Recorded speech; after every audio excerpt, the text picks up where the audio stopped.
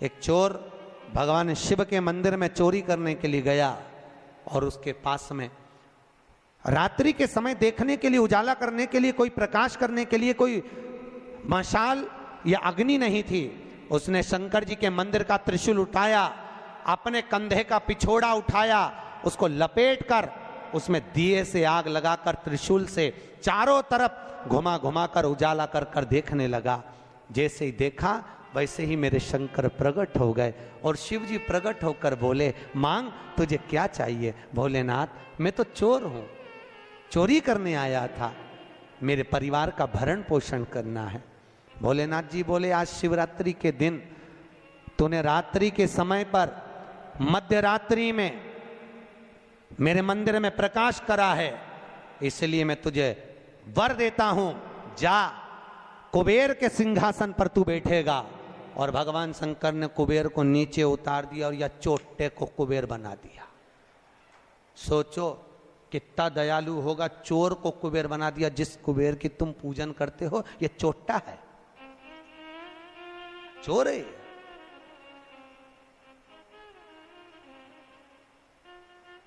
और यही कुबेर जब खूब धनपति बन गया, खूब अपार धन आ गया, तो इसने पूरे 33 करोड़ देवी देवताओं का निमंत्रण करने बुला लिया। आओ साहब हमारे यहाँ आकर भोजन करो। क्यों? सबको दिखाने के लिए हमारे यहाँ का राज सत्ता तो देखो कितनी है। अब वो चोर को कुबेर बना दिया, सबको बुलाया, सबको। और शंकर जी को बुलाना भूल गया। इतने में देवऋषि नारद जी वहीं से आ गए। नारद जी ने कहा, क्या बात है कुबेर जी? कुबेर जी बोले, आज हमारे यहाँ भोजन है, कल आप भी आना, बड़े प्रेम से पाना। नारद जी बोले, हम तो पालेंगे, पर ये तो बता चोटे, तेरे को जिसने कुबेर बनाया उसको बुलाया? कि महाराज मैं उसको भूल गया। होता है, दुनिया के लोगों की रीति है। जब व्यक्ति जिसके माध्यम से आगे बढ़ जाता है, बढ़ते चले गया, धनपति हो गया, सब कुछ बना लिया, पर जिसके पूंजी से, जिसके धन से, जिसकी संपदा से, जिसके आशीर्वाद से व्यक्ति आगे बढ़ता है, उसको व्यक्ति भूल जाता है। बस उसी को भूला, उसी को। बाबा कुबेर जी ने कहा मैं तो भूल गया, अब क्या करूं? नारद जी ने कहा जाओ विनती करो। नारद जी ने जैसे ही कहा, कुबेर दौड़ कर गया भोलेनाथ जी के पास में, हर हर।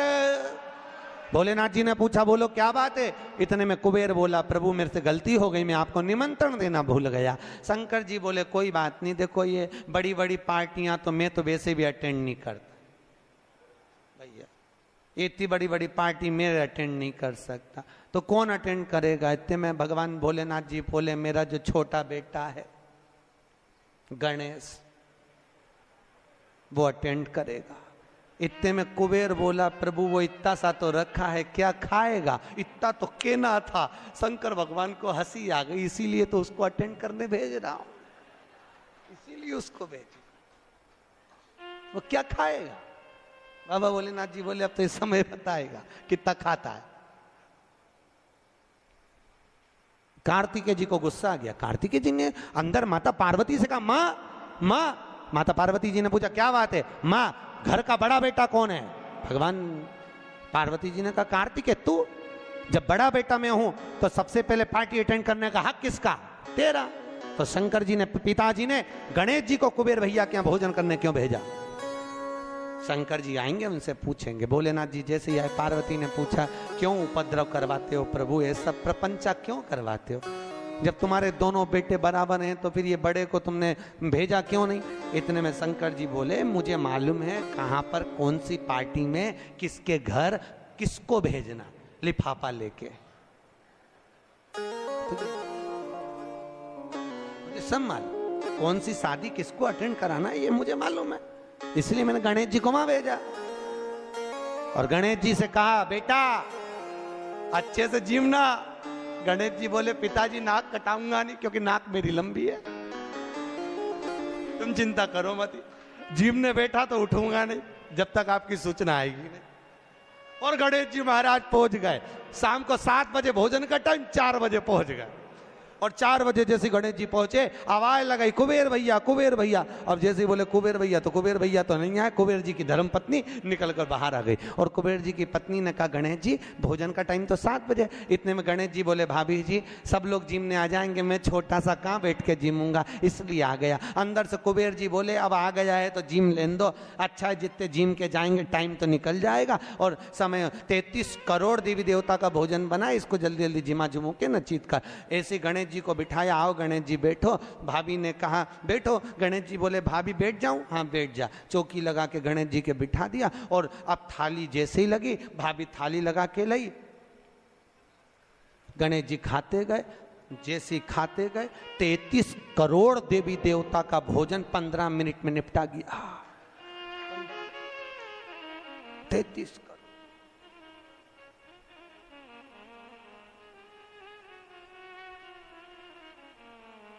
करोड़।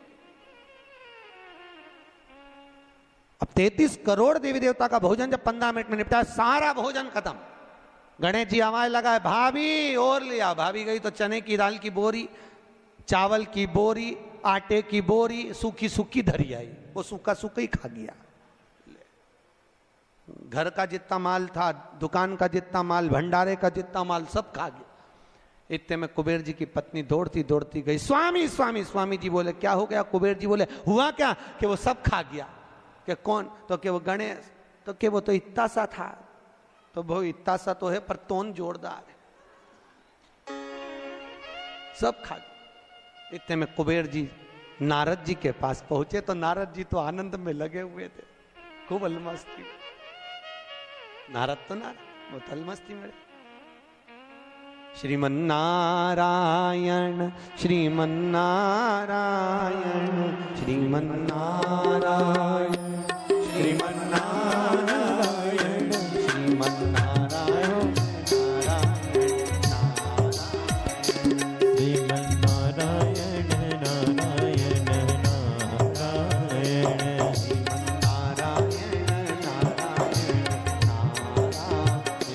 श्रीमन्नारायण नारायण नारायण। दोनों हाथों से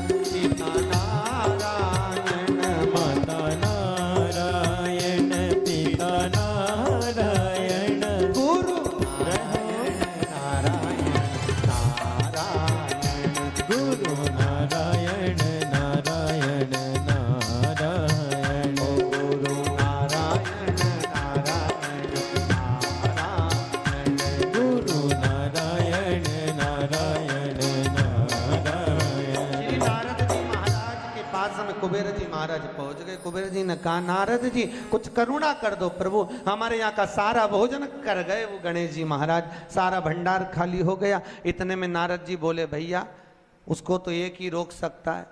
कौन? कौन रोकेगा? कि भोलेनाथ जी के सिवाय कोई नहीं रोक सकता। जाओ भोलेनाथ जी से विनती करो। और उसी समय पर कुबेर जी दौड़ कर गए भोलेनाथ जी के पास में। हे शिव, हे शंकर, हे कैलाशी, हे अविनाशी, हे भोलेनाथ।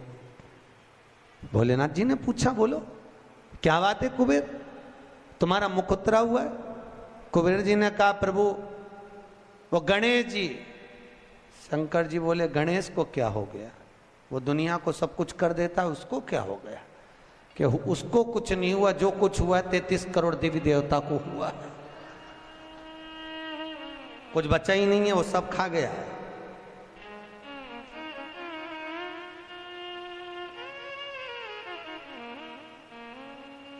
भगवान शिव ने कहा, क्या चाहते हो?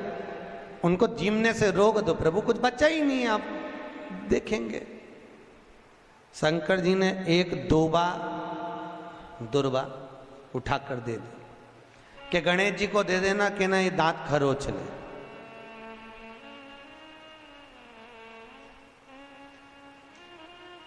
कुबेर जी लेके एक दूबा चले। कुबेर जी ने सोचा खाया इतना है तो एक दूबा से क्या काम चलेगा।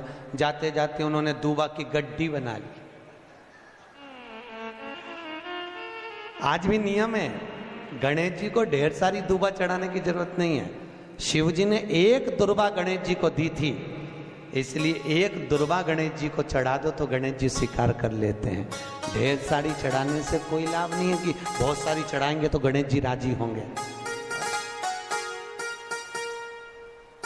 तो कुबेर जी ने चलते चलते बहुत सारी उठा ली थी, गणेश जी को ले जाके दे दी। लो प्रभु, ये कहां चढ़ाते हैं दुर्बा? गणेश जी का जो दांत टूटा है उस दांत की ओर गणेश जी को दुर्बा समर्पित करी जाती है। इसलिए हमारे हिंदू धर्म में दो तरह के गणेश जी का प्रमाण कहा जाता है, एक राइट सूंड के गणेश, एक लेफ्ट सूंड के गणेश। राइट सूंड का जो गणेश होता है वो घर में रखा जाता है, और लेफ्ट सूंड का जो गणेश होता है वो अपने ऑफिस में, व्यापार की जगह पर, दुकान में, धंधे में, पानी में, सर्विस में, नौकरी में लेफ्ट सूंड का गणेश रखा जाता है। जिसके दुकान, व्यापार, व्यवसाय में अगर राइट सूंड का गणेश रखा जाता है तो लक्ष्मी आती है पर टिकती नहीं है। इसलिए घर में सीधी सूंड का गणेश और दुकान, व्यापार, व्यवसाय में, ऑफिस में उल्टी सूंड का, दो गणेश। तो इसका मतलब ये थोड़ी ना कि तुम्हारे घर में गणेश जी बैठा तो तुम उठा के बदल लिया, यहाँ कहाँ दिया, यहाँ कहाँ दिया। अब रखे रहने।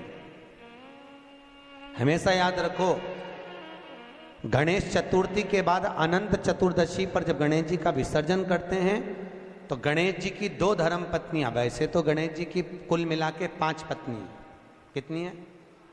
गणेश जी की 5 पत्नी। पहली श्री, दूसरी तुष्टि, तीसरी पुष्टि, चौथी रिद्धि और 5वीं सिद्धि। कितनी है? 5। ये व्यक्ति के नाम के आगे जो लिखा रहता है ना, श्रीमान, ये श्री संबोधन कहाँ से आया? और एक पीछे लिखते हैं, जैसे नाम के आगे लिखते हैं श्री और पीछे लगाते हैं जा में ई की मात्रा जी। लिखते हैं कि इधर नहीं लिखते? लिखते हैं श्रीमान अग्नि प्रसाद जी, श्रीमान बद्री प्रसाद जी, श्रीमान हरीश प्रसाद जी। तो श्री आगे क्यों आया और जी पीछे क्यों आया? कौन ने लगाया? किस लिए लगाया? कौन ने बताया कि आगे श्री लिखो? किसी के नाम के आगे जी लिख दे, पीछे श्री लिख दे, मर्जी अपनी, अपन कुछ भी लिख सकते हैं। पर किसने कहा कि आगे श्री लिखो? क्योंकि गणेश जी महाराज जब विवाह करने जा रहे थे और गणेश जी की जब बारात जा रही थी तो यमुना जी के तट पर गणेश जी की प्रथम पत्नी श्री गणेश जी के चरण पखारने के लिए खड़ी हो गई। और प्रथम गिनती में जब गणेश जी चलने लगे तो श्री ने उनके चरणों को रोक लिया और कहा, प्रभु मैंने आपका आवाहन करा है, मैं आपको अपने पति के रूप में देखती हूँ। भगवान गणेश जी ने कहा, तूने प्रथमता में मुझे पाया है, जिसके नाम के आगे तेरा संबोधन लगा रहेगा वो जगत में प्रसिद्ध होता चले जाएगा। इसलिए श्रीमान लिखा जाता है। अब जी का संबोधन कहां से आया वो भी समझ लीजिए। हर कहीं से थोड़ी ना लगा दिया जाता है कि जी कहां से आ गया। एक पत्नी भी लगाती है ए जी, और जब वो बोले ए जी तो तुरंत खसक लो जी, नहीं तो 500 गया जी। उसके जी में थोड़ा भारीपन है।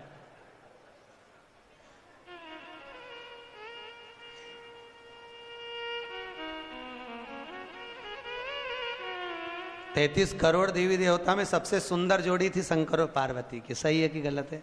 कभी नहीं झगड़ते थे। इसलिए पृथ्वी पर ना तो लक्ष्मी जी के व्रत हैं, ना ब्रह्माणी के व्रत हैं, ना इंद्राणी के व्रत हैं।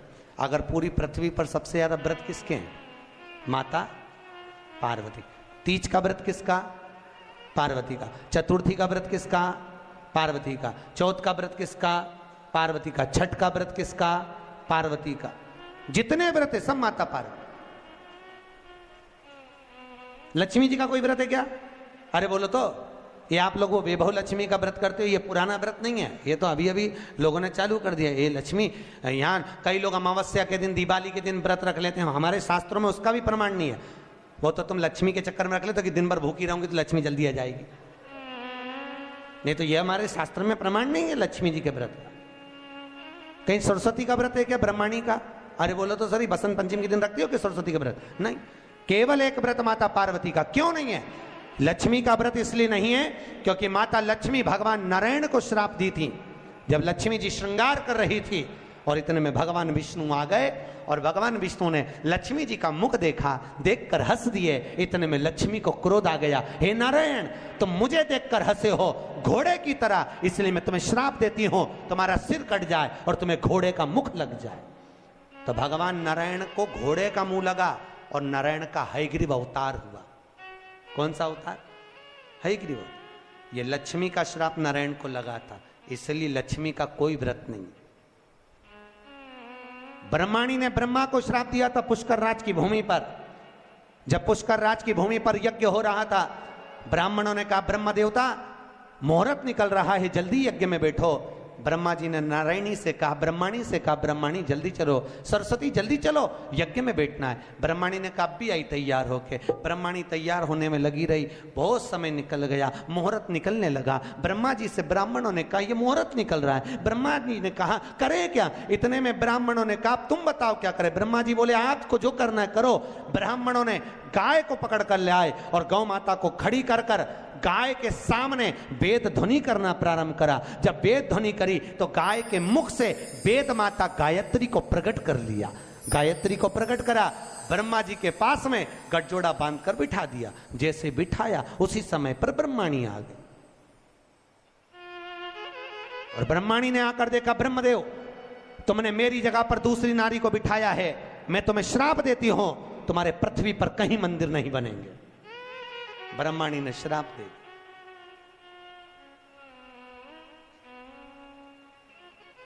कहीं पर मंदिर है ब्रह्मा जी का? केवल एक जगह पुष्कर जी में, जहां यज्ञ करा था वहां। तो ब्रह्माणी ने ब्रह्मा को श्राप दिया, लक्ष्मी ने नारायण को श्राप दिया, इंद्राणी ने इंद्र को श्राप दिया, पर एक माता पार्वती ऐसी थी जो कभी ऊंची आवाज में बात नहीं करती थी। इसलिए पृथ्वी पर सबसे ज्यादा व्रत माता पार्वती के होते हैं। व्रत तुम्हारे भी चालू हो सकते हैं, तुम ऊंची आवाज में नहीं बोलो तो। व्रत करा दिक्कत नहीं है, व्रत तुम्हारे भी हो जाए चालू, बस तुम मीठा बोलो तो व्रत चालू करने में किसको दिक्कत। कई कई बुजुर्ग माताओं के तो आज तक व्रत चलते हैं। सही है गलत है? कई कई माताएं कहती हमारी सास ऐसी थी, इतनी बढ़िया गुरुजी, हमारी दादी सास ने ऐसा नियम बना दिया तो नियम चल रहा है। ये व्रत नहीं तो और क्या? जो सास दादी सास बना के चली गई वो नियम आज तक चल रहा है। ये व्रत ही तो है, उन्होंने अच्छा करा इसलिए नियम चल रहा है। तुम भी कुछ अच्छा करो, खूब प्रेम से बोलो, मीठा बोलो, अच्छा बोलो, तो तुम्हारी बहुएं भी कहेंगी हमारी सास इतना जोरदार बोलती थी, इतना जोरदार, तो तुम्हारे व्रत चालू हो जाए। अब तुम जब भी बोलो तो चामुंडा और चंद्र घंटा की तरह बोलो, तो कौन व्रत करे?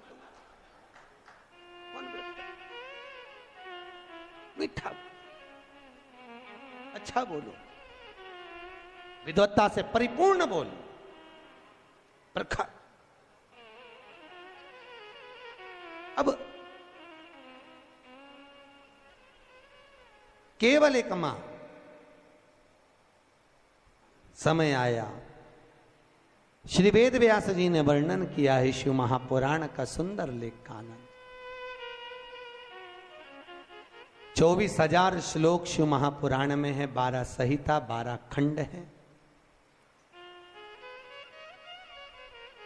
देखो,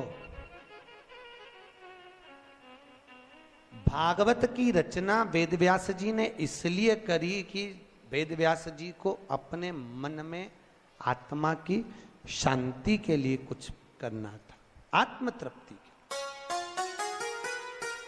आत्मोद्धार के लिए। और जब आत्मोद्धार के लिए वेदव्यास जी ने श्रीमद् भागवत की रचना कर दी, उस रचना के बाद में जगत के लोगों को, जगत कल्याण के लिए, जिसको देखो कोई तन दुखी, कोई मन दुखी, कोई धन बिन रहत उदास, तुलसी या संसार में सुखी राम का दास। भगवान वेदव्यास जी ने देखा दुनिया के लोग बड़े दुखी हैं, कोई धन से दुखी है, कोई तन से दुखी है, कोई मन से दुखी है, तो वेदव्यास जी ने सोचा अब करा क्या जाए। तब वेदव्यास जी ने उसी समय शिव महापुराण की रचना कर दी, जगत के कल्याण में। जगत शिव महापुराण,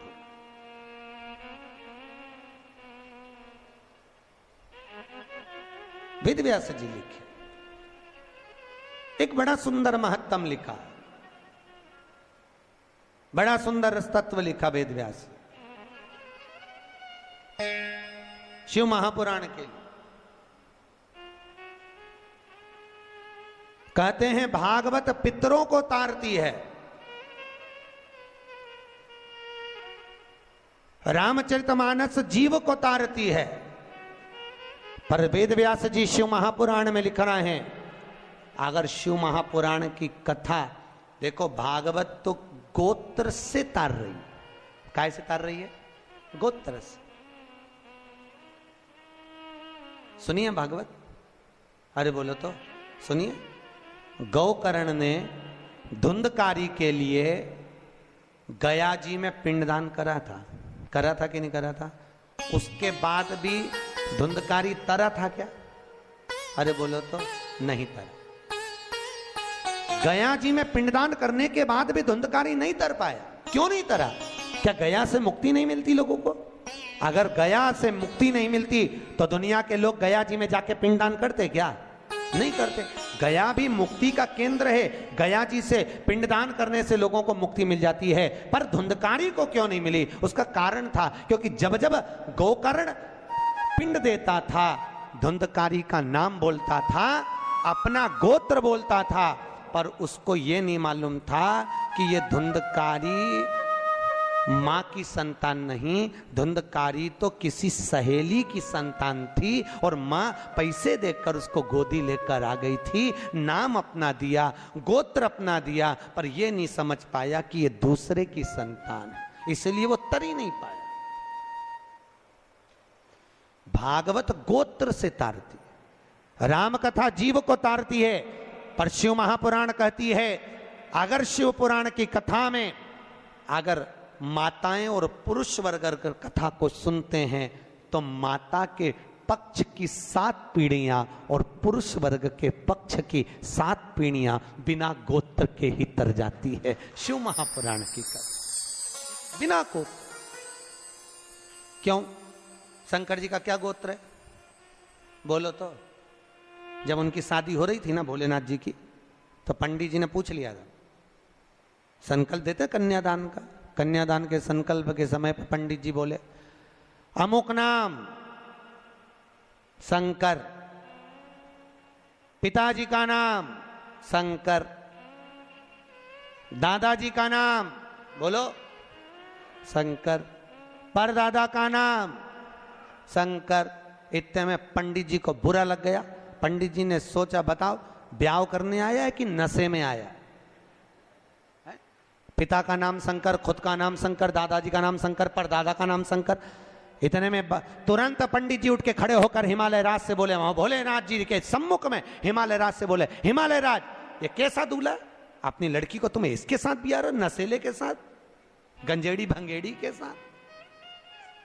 इसे इतनी सूझ नहीं कि अपने पिताजी का नाम क्या है? इतने में हिमालय राज ने अपनी पत्नी मैनावती से कहा, मैनावती तू बेटी से के, पार्वती से कहा, पार्वती तू उससे के। पार्वती ने शिव जी से कहा, प्रभु ब्याह अच्छे से कर लो, क्यों प्रपंचा मचा रहे, क्यों प्रपंचा? तो भोलेनाथ जी बोले, पार्वती मैंने गलत क्या बोला बता? अच्छा तो क्या तुम्हारे पिताजी का नाम बोलो ना। तो भगवान भोलेनाथ जी बोले, अच्छा अब की बार पूछेगा तो बिठा पंडित को वापिस बिठा। पंडित वापिस बैठा, फिर संकल्प चालू, अमुक नाम शंकर, पिताजी का नाम शंकर, दादाजी का नाम, अरे बोलो शंकर, गोत्र शंकर। इतने में तो पंडित को लगी बहुत मिर्ची। पंडित तो उठ के शादी के मंडप से बाहर, पार्वती जी ने शिव जी के चरण पकड़ लिए। बड़ी मुश्किल से एक पंडित आया, क्योंकि तुम बारात ऐसी लाए थे सब देख के भग गए, एक ही बच्चा, तुम उसको भगा दोगे तो शादी कौन कराएगा? इतने में शंकर भगवान बोले, वो ही कराएगा जो भी भाग के गया, तो चिंता मत कर। शंकर जी ने गले में से हार को उतारा और कहा, जा रे जरा धोती में घुस जा। और जैसे ही बब्बा गया, और जैसे ही गया पंडित जी के पास, पंडित भाग के तुरंत और मंत्र बोलना चालू है, सब मंत्र बोले।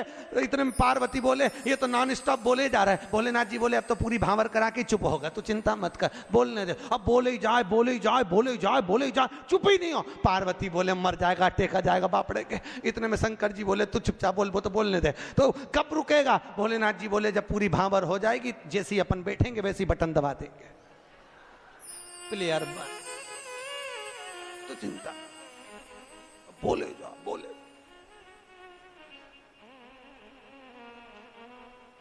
पार्वती बोली, अभी भी चुप नहीं हुआ। भोलेनाथ जी ने कहा, 7 भांवर हो गई, अब तो हार हार। और जैसे ही भोलेनाथ जी ने हाथ धरा, बटन, अब नहीं बोला कुछ भी। शंकर जी ने पूछा, पंडित जी दक्षिणा? अब चुप हो ही बैठा है, बोले तो बोलेगा, अगर बोल दे और दूसरा बब्बा भेज दे तो आप बोल के कहा आप बोल लेना, दक्षिण कहलवा।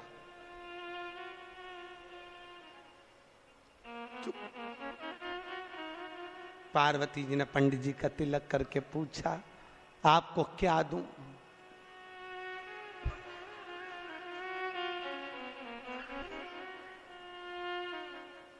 हिमालय राज पूछे, पंडित जी कुछ तो ले लो।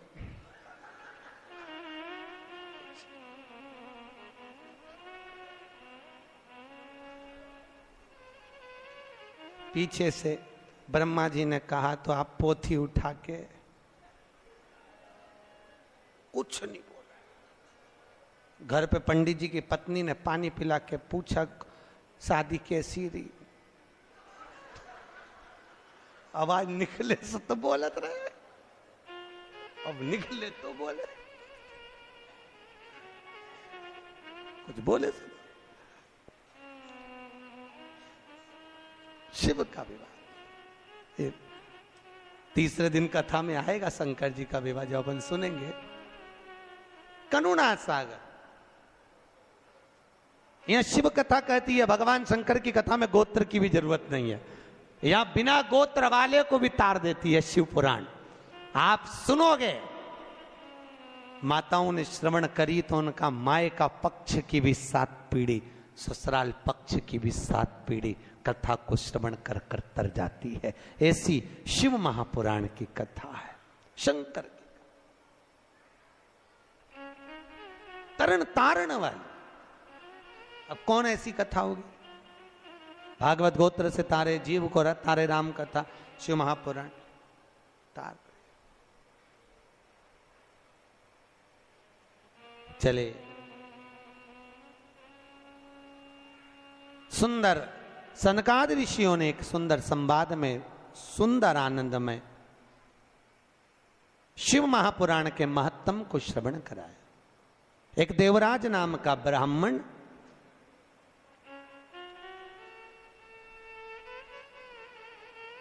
ब्राह्मण कर्म से वंचित रहा।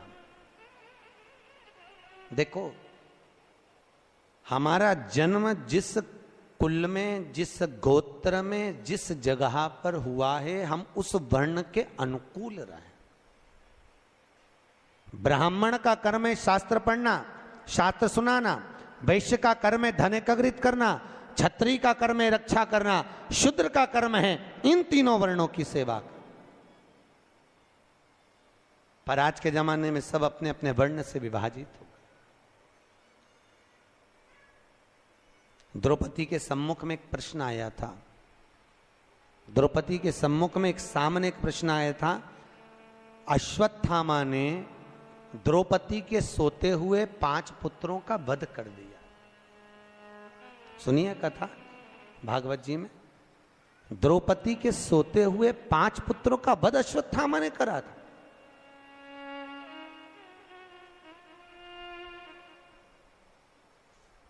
और द्रौपदी के जब 5 पुत्र मर गए, अश्वत्थामा को पकड़कर भीम ने सामने लाकर खड़ा कर दिया। द्रौपदी के हाथ में तलवार दे दी, मार दे द्रौपदी इस अश्वत्थामा को। द्रौपदी कहती है इसको नहीं मार सकती। क्यों? क्योंकि ये मेरे गुरु का पुत्र है, ये मेरे गुरु का पुत्र है। द्रौपदी, इसने तेरे बेटे को मारा, तू इसको मार दे। द्रौपदी कहती है नहीं, ये मेरे गुरु का पुत्र है। ये ब्राह्मण होकर अपने कर्म से वंचित हो गया, पर मैं क्षत्राणी होकर अपने कर्म से वंचित नहीं होंगी। मैं इसको नहीं मारूंगी,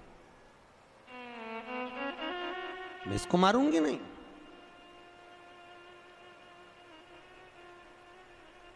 अरे इसने तेरे पुत्र को मारा, तू इसको मार दे। नहीं नहीं नहीं स्वामी, ये हमारी शास्त्र की रीति नहीं कहती कि कोई कुत्ता हमें काटे तो क्या हम कुत्ते को काट लें? ऐसा होता है क्या?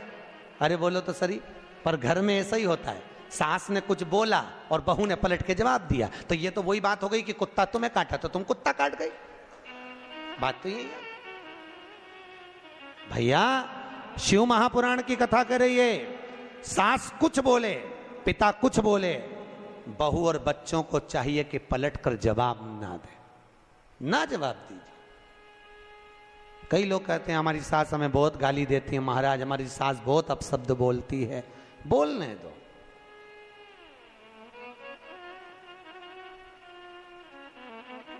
बोलने दो, बोले तो। एक पत्थर का टुकड़ा एक खदान से निकला, उसी खदान में से मार्बल का जब टुकड़ा निकला, हथौड़ी की चोट दे देकर उसकी मूर्त बनाई गई। बनाई कि नहीं बनाई? वही मार्बल का टुकड़ा जमीन पर लगा है, लोग उस पे जूता रख के चल रहे हैं। वही मार्बल की मूर्ति मंदिर में पूजा रही है। बस अंतर इतना है, जिसने चोट को सहन कर लिया वो मंदिर में पूजा गया, जो सहन नहीं कर पाया वो जूते खा रहा, वो जमीन पर लगा है। सास ससुर घर के बड़े हमको चोट दे दे कर तराशते हैं, पर हमारी आदत इतनी विचित्र है कि हम सास को ही तराश देते हैं। तो हमको तराश, महाराज बहुत अपशब्द बोलती है हमारी सास। बोलने दो, वो तुम्हें गाली दे, तुम आरती गाओ। तेरा तुझको अर्पण क्या लागे। महाराज जी वो हमको गाली दे और हम आरती गाए, हाँ वो तुम्हें अपशब्द बोले, तुम उसके लिए भजन करो। अम्बे तू है जगदम्बे काली, जय हो गुलबर्गा वाली।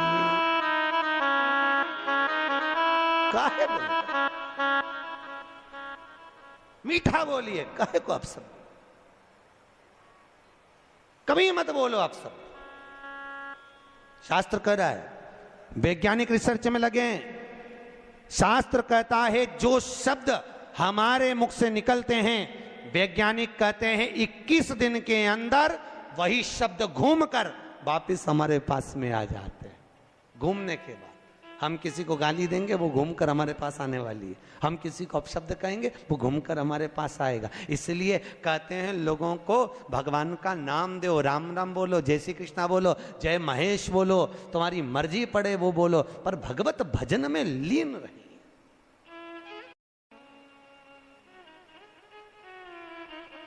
भगवत भजन में एक जगह शिव महापुराण की कथा करने गए थे। कौन सा स्थान था? मंगरूल पीर। वहां पर हमारे मारवाड़ी समाज के महेश्वरी बंधु कुछ बोले कि हम तो वेंकटेश भगवान को मानते हैं, हम कथा में नहीं आएंगे, तुमने गलत कथा रख ली शिव महापुराण की। भैया यहां शास्त्र कह रहा है तुम महेश्वरी महेश के वंशज हो। सही है कि गलत है? अरे बोलो तो। महेश पर आज के जमाने में लोग, सीधी सीधी बात, शास्त्र शिव जी के कितने लड़का लड़की थे? अरे बोलो तो। शंकर भगवान के कितने बच्चे? शिव जी के 7 लड़के और 6 लड़कियां थी। कितने लड़के थे? 7 लड़के और 6 लड़कियां भगवान भोलेनाथ के। उन 7 लड़कों में से भगवान शिव के 5वें नंबर के लड़के से महेश्वरी वंश का उत्पत्ति हुई है, तब जाकर तुम महेश्वरी कहला। और तो लोग कहते हैं हम तो भैया नारायण वाले, हम शंकर जी का प्रसाद नहीं लेंगे, हम शिव के मंदिर नहीं जाते। अरे भैया क्यों लजाते हो? भगवान महेश के वंशज हो। महेश को नहीं पूछोगे, दादा बाबा को नहीं पूछोगे, तो किसको पूछो? मुझे बहुत प्रसन्नता हुई थी जब गुलबर्गा में महेश्वरी समाज की यहाँ पर अध्यक्ष बैठी है, महेश्वरी महिला मंडल की। तो आज से 12-1 साल पहले कथा करी थी शिव महापुराण की, महेश्वरी महिला मंडल ने करवाई थी। एक बार जोरदार ताली बजाओ पूरी महिला मंडल के लिए। बहुत सुंदर ऐसे शुभ कार्य हमारे जीवन में, हम जब मृत्यु लोक में अगर जन्म लिए हैं, हमारे जीवन काल में जब हम आए हैं, और उस काल में आने के बाद में हम कुछ सत्कर्म की ओर, सत्कर्म की। ये जितने मारवाड़ी हैं, चाहे अग्रवाल हो, चाहे महेश्वरी हो, चाहे ये ओसवाल कहते हैं, दिगंबर कहते हैं, हम वहां से निकले, हम वहां से निकले, इन सब की उत्पत्ति शंकर से, किसी की भी उत्पत्ति बाहर से नहीं, किसी की उत्पत्ति बाहर से, सब शिव के, सब शंकर के, जितने मारवाड़ी, ओसवाल, खंडेलवाल, अग्रवाल, महेश्वरी, ये जितने जितने जितने जितने हैं सब शिव के दिए हुए। शंकर भगवान की जो 6 लड़कियां हैं, जया, विशहरा, आदिक आदिक आदिक आदिक, इन सब से उत्पत्ति है पूरी खांबों की। कहां डूब? देवराज ब्राह्मण होकर अपने कर्म से वंचित हो गया, और देवराज जब अपने कर्म से वंचित हुआ, एक बार शिव जी के मंदिर में पहुंच गया, शंकर जी के मंदिर में उसको ताप आ गया, बुखार आ गया, कहां जाऊं, बहुत ठंड लग रही थी, शिव मंदिर में छुप गया। कोई ब्राह्मण शिव महापुराण की कथा कर रहा था, और भगवान शंकर की कथा को जब ब्राह्मण कर रहा, कथा को देवराज ने श्रवण कर ली। श्रवण करते ही उसका चित्त भगवान शंकर के शिवलिंग में लीन हुआ। सामने शिवलिंग था, उस शिवलिंग को देखता रहा। शिवलिंग, शिवलिंग जानते हो? अरे बोलो तो। किसका प्रतीक है? शंकर का। लिंगायत संप्रदाय के अंतर्गत, अगर आपके यहां पर लिंगायत संप्रदाय है, तो लिंगायत संप्रदाय के अंतर्गत जितना प्रामाणिकता भगवान शंकर के शिवलिंग की है, लिंगायत संप्रदाय के अंतर्गत माता हो, पुरुष हो, गले में चांदी की कटोरी में भी शंकर का शिवलिंग धारण करती। शंकर का शिवलिंग। लिंगायत संप्रदाय के अंतर्गत अगर घर में बच्चा जन्म लेता है, तो मां उस बच्चे को दूध नहीं पिलाती जब तक के लिंगायत संप्रदाय का मंत्र उस जन्म लिए बच्चे के कान में नहीं दे दिया जाता, तब तक उसको मत दूध भी नहीं पिलाते। जो यहां पर लिंगायत संप्रदाय का अगर कोई बैठा होगा तो उसको मालूम होगा। बैठा कोई माताएं बैठी? अरे वाह, जोरदार ताली बजाओ पूरी लिंगायत संप्रदाय के लिए, बहुत बहुत धन्यवाद। शंकर भगवान के शिवलिंग का स्मरण करना, शंकर के शिवलिंग का जलोभाग ग्रहण करना, शंकर भगवान के शिवलिंग को आनंद सुख में अपने गले में धारण करना, ये हृदय से शिव को लगा कर रखना, शंकर को अपना बना। हमारे अग्रवाल जी से हमने पूछा, बोले गुरुजी कल शोभा यात्रा वो ईश्वर मंदिर से निकलेगी। हमने पूछा वही मंदिर क्यों चुना तुमने पूरे गुलबर्गा में से? कहे गुरुजी हम वहाँ पर हर सावन में हर सोमवार को जाते रहते हैं, बाबा भोलेनाथ जी से कुछ जान पहचान ऐसी हो गई, बाबा छोड़ते नहीं हैं और हम छूटना नहीं चाहते, तो जिससे दिल लग जाता है। तो शंकर का शिवलिंग से अग्रवाल जी आपका दिल लग गया, तो वो लिंग तुम्हारा हो गया और तुम उस शिवलिंग के हो गए, शिव तुम्हारा। देखो दिल लगाना बहुत जरूरी है। अमेरिका वालों ने रिसर्च करा है, अटैक की बीमारी से बचना हो तो दिल लगा लो।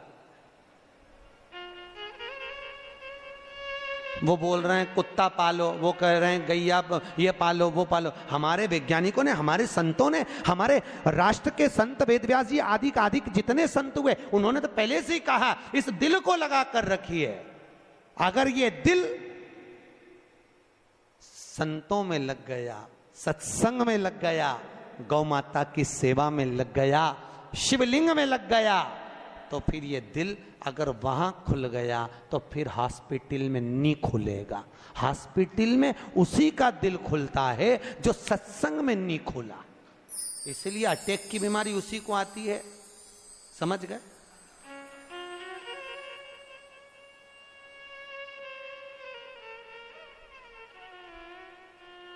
किसी ने कितना सुंदर गाया है, बताओ ना हमें लोगों, हमें दिल की बीमारी सताओ ना हमें लोगों, हमें दिल की, बोलो तो, बीमारी। हमारा वेद काशी में वो त्रिपुरारी है, हमारा वेद काशी में वो त्रिपुरारी है। सताओ ना हमें लोगों, हमें दिल की बीमारी। हमारा दिल में एक बीमारी है और जिसके दिल में बीमारी लग गई उसका एक मरीज का एक डॉक्टर, और वो डॉक्टर भी मेरा कैलाशी अविनाशी, मेरा शंकर, मेरा विश्वनाथ है। दुनिया में कोई इलाज नहीं कर सकता जो मेरा शिव कर सकता है। शंकर जो, कौन करेगा?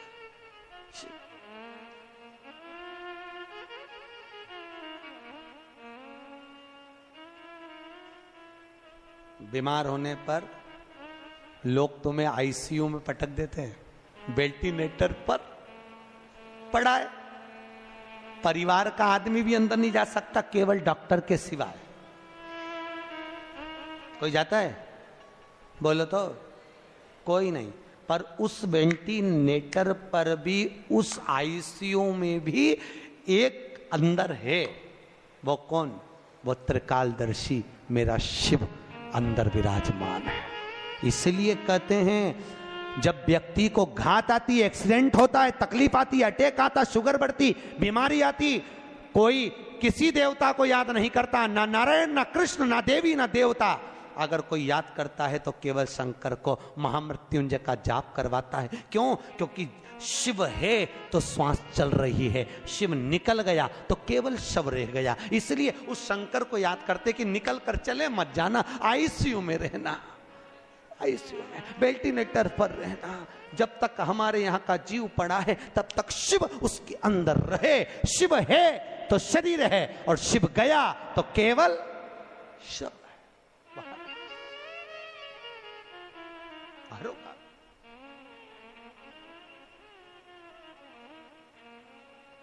हमारा वेद दुनिया में वो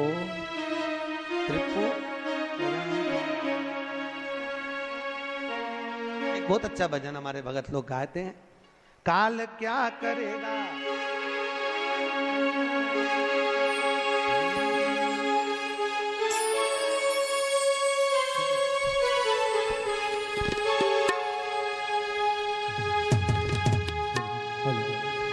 काल क्या करेगा महाकाल के आगे, कर लूंगा दो बात मैं उस काल के आगे, ओहो कर लूंगा दो बात मैं उस काल के आगे। वो काल क्या करेगा महाकाल के आगे, वो काल क्या करेगा महाकाल के आगे। बोलो तो ना,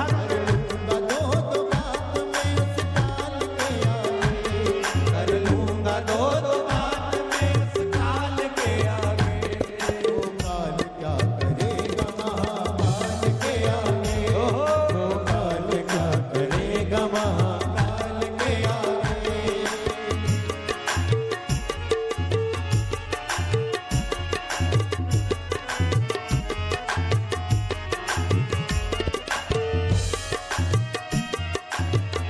बड़े भाव ताली बजाकर सांप निकल जाता है।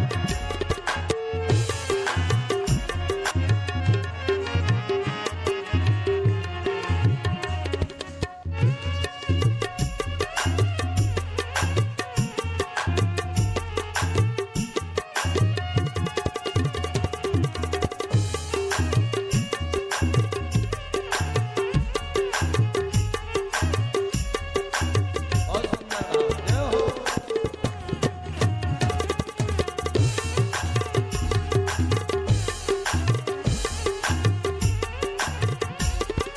वाहे भोलेनाथ का देवों के हैं अवसर, वाहे भोलेनाथ का देवों के हैं अवसर। बैठे हैं समाधि में वो गोरा के हैं हर हर, बैठे हैं समाधि में वो हैं हर हर, बैठे हैं समाधि में वो गोरा के हैं हर हर, या गोरा के हैं हर हर, चमक चंद्रमा शिव भाल के आगे, चम चम चमकता चंद्रमा शिव भाल के आगे, ज्ञान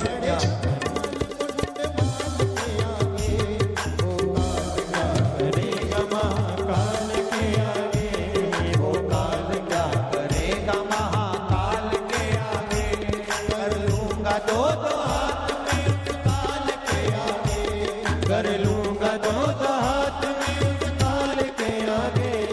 वो काल क्या करेगा महाकाल के आगे, वो काल क्या करेगा महाकाल के आगे, वो काल क्या करेगा महाकाल के आगे, वो काल क्या करेगा महाकाल के आगे। हर अगर मेरा महान काल अंदर बाहर जहां तहां हर जगह पर वही तो विराज, दूसरा है कहां पहुंचा, हर जगह पर तलातल रसातल वायुचर जीव जहां जहां देखो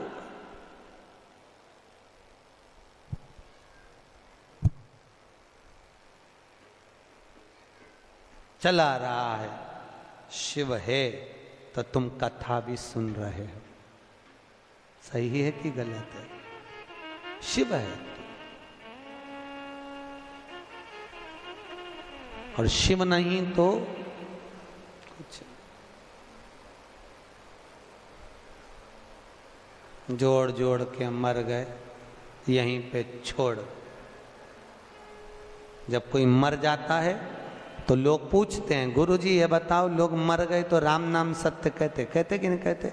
और वो उसके अर्थी लेके जाते हैं तो फेंकते, फूल मखाना और चिल्लर खुला पैसा इधर फेंकते कि नहीं फेंकते? फेंकते। क्यों फेंकते? हमने कहा भैया गरुड़ पुराण में लिखा है फूल इसलिए फेंकते हैं श्रद्धांजलि के। मखाना इसलिए फेंकते हैं कि परिवार पूरा फूला फूला छोड़ के गया, इसलिए। ये पैसा क्यों फेंकते हैं? तो हमने कहा गरुड़ पुराण में नहीं लिखा, पर हम तो हमारे मन से कहते हैं कि मरने के वाले की छाती पे पैसा इसलिए फेंकते हैं कि पूरी जिंदगी जोड़ जोड़ के मर गया, अब तेरे बाप में दम हो तो उठा ले, उठा। एक एक रुपए के पीछे रात के 10-10 बजे तक बैठा रहा, खाने तक की फुर्सत नहीं मिली, कमाए कमाए कमाए, जोड़ जोड़ के मर गया, उठा राम नाम। अरे बोलो तो, सत्य है राम नाम, उठा। अब दम हो तो उठा ले। और कल्ला ठूर जैसा पड़ा और छाती पे पैसा पड़ा, जिसके लिए पूरी दिन दिन रात रात लगा दी, खाने की फुर्सत नहीं, कमाओ कमाओ कमाओ, जोड़ो जोड़ो, 8 बजे से लेकर रात के 10-10 बजे तक दुकान नहीं छोड़े, कमाओ कमाओ कमाओ, एक एक रुपए के पीछे झगड़ा कर ले। अब उठा, उठा। खुद की औलाद खुद की छाती पे फेंक रही, राम नाम सत्य के क्या, उठा ले। अच्छा ऐसा पड़ा, उठा ले। अब तो नाक में भी रुई धरी, उठा, उठाओ। जिसको कमा कमा के मर गए उसी को तुम्हारी छाती पे पटका कि ये रुपया किसी काम का नहीं दादा, कर लिया सो काम है, भज लिया सो राम है, और दे लिया सो दान है। ये शिव महापुराण की कथा यही सीख देती है। इसलिए तो शंकर जी शमशान में बेफिक्र होकर रहते हैं कि अलमारी होए तो चाबी लगाना पड़े, अपन तो खुला छोड़ो और घूमने चलो। का मतलब आग लगे बस्ती में, अपन रहो मस्ती में, क्या मतलब? क्या मतलब? नामदेव जी का चरित्र सुना? नामदेव जी, एक बार नामदेव जी की कुटिया में आग लग गई, गांव के लोग इकट्ठे हुए, उन्होंने नामदेव जी के घर में से गद्दा वगैरह चटाई वगैरह निकाल ली, थोड़ी किताब। नामदेव जी आए, उन्होंने देखा आज तो मेरी कुटिया में आग लग गई, धन्य है रे भगवान, बारे मेरा पांडुरंगा, हरि विठल, गजब करा तूने, आज अग्नि के रूप में आ गया, बारे प्रभु वाह। नामदेव जी से लोगों ने कहा हमने इतना सामान बचा लिया। नामदेव जी बोले काय को बचाया? भगवान आए थे, दे दो, लाओ दो। गद्दा भी पटक दिया, चटाई भी पटक दी, रजाई भी पटक दी। गांव के लोगों ने सोचा अपन ने तो बचाया, बताओ इसको देखो तो सरी, पूरा आगी में पटक दिया, अगली बार लगने दे आग, अपन एक चीज नहीं बचा। और एक गांव का लोग इसको ओढ़ने के लिए कुछ मत देना, ठंड का समय, ठंड में मर जाएगा अपने आप। नामदेव जी आगी लगी, कुकड़ते कुकड़ते सो रहे हैं। गांव के लोगों ने कहा एक रात सोएगा ना बिना रजाई गद्दा के मर जाएगा, मत दो एक भी। गांव के लोगों ने दिया ही नहीं, सब चले गए, इसको सबक देना जरूरी है। नामदेव जी रात को सोए, भगवान ने सोचा अग्नि के रूप में भी मेरा दर्शन करा इस नामदेव ने, मेरा भगत है, ऐसा ठंड में उकड़ उकड़ के मर जाए क्या मतलब। भगवान रात को आके मखवल का गद्दा बिछा के, मखवल की रजाई, सुंदर तकिया, सुंदर झोपड़ा बना के भगवान ने उसको सुलाया। गांव के लोगों ने सोचा चलो चल के देखे जिंदा है कि मर गया। जो जाके देखा वे तो मखवल के गद्दे रजाई में, एक नंबर झोपड़े में सो रिया। नामदेव जी को जगा के गांव के लोगों ने पूछा क्यों इतना जोरदार झोपड़ा किसने बनाया, महल जैसा?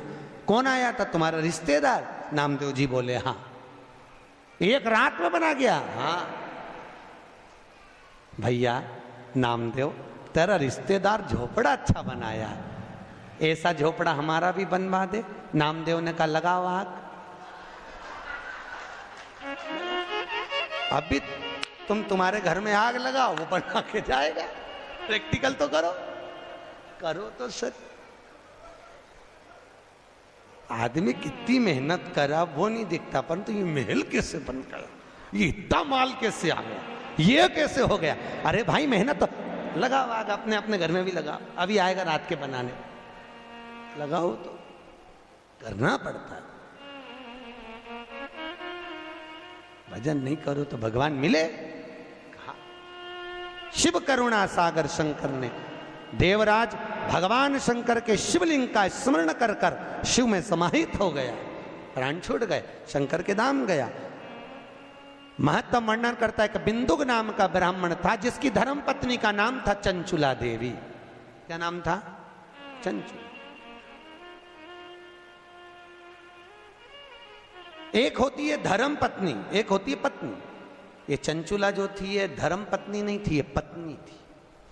धर्म पत्नी और पत्नी दोनों में जमीन और आसमान का अंतर होता है। धर्म पत्नी पति को धर्म के पथ पर लेकर जाती है, धर्म पत्नी पति को शिव महापुराण तक लेकर जाती है, और पत्नी पति को सिनेमा घर तक लेकर जाती है।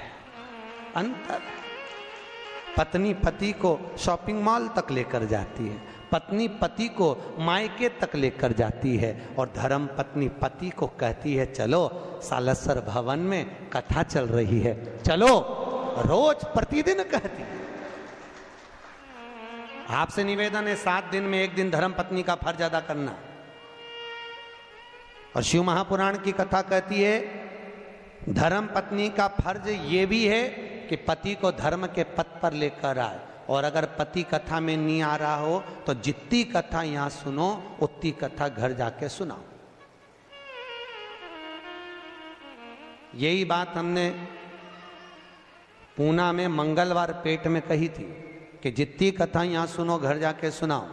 एक नई नवेली बहू तीसरे दिन कथा में आके बोली गुरुजी आज मेरा सेठ कथा में आया है। मैंने कहा बहन मिलवाना हो। आखिरी में वो बेलपत्र लेने आया तो हमने पूछा भैया 3 दिन कथा में नहीं आया, आज चौथे दिन कैसे आया? उसने कहा गुरुजी रात को 9 से 12 सुनने से अच्छा है दिन में 2 से 5 सुन लूं। ये पूरी रात बैठ के तुम्हारी कथा सुनाती रहती है। आपसे भी निवेदन है, आप भी प्रतिदिन नियम बना लो, जितनी यहां से सुन के जाओ बस चरण दबा दबा के जी वो सीवर वाला महाराज बोला पूरी